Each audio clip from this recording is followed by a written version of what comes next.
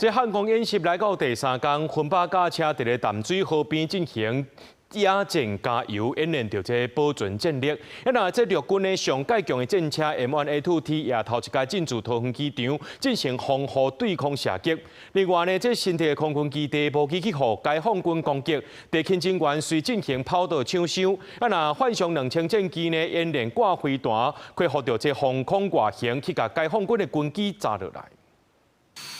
建寧大響，飛官衝出警戒線，駕駛幻象2000戰機出去移步，發揮快速搶權的優勢。幻象戰機加速升權，準備拿下敵機。漢光演習第3天，空軍無機基地互強軍當作首要攻擊目標，若互人毀滅，戰機恐驚無法度起降。對這代志，新的空軍基地演練互強軍攻擊了後，展開跑道搶修，地勤人員針對跑道清機坑，用卡頭機屯平，嘛緊急鋪設跑道柱。地勤人員正在積極搶修跑滑道的同時，可以看到遠處的後方有車載建議的這個飛彈車正在實施低空防護，進行警戒，防範共軍2度空襲。實際上，我們整個作業依照時限是要執行4個小時。經這個相關搶救的時候，暫時我們也會依照車機動員的一個指令，由相關的民間業者來協助一個相關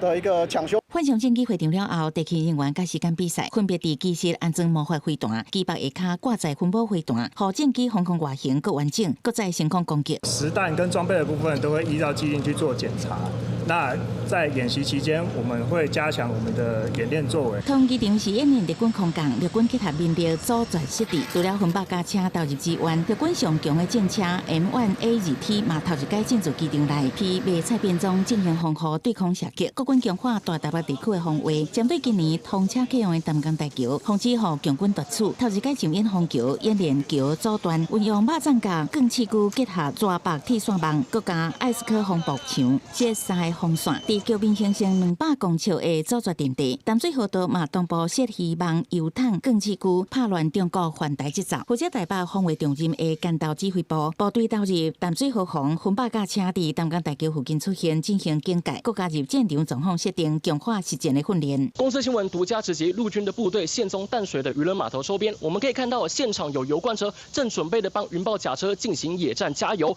讓甲車不用返回基地整補，確保持續作戰能力。離島嘛是今年演習嚴重重點，馬防部無機強軍封鎖馬祖周邊海峽甲航道，部隊結合海巡執行濱海打擊，運用無人機精準打擊海上目標。另外，國軍南部防務嘛前往小琉球，部隊頭一屆進駐小琉球，充分運用戰略位置，監控海空襲動態，掌握敵情。記者採訪報道。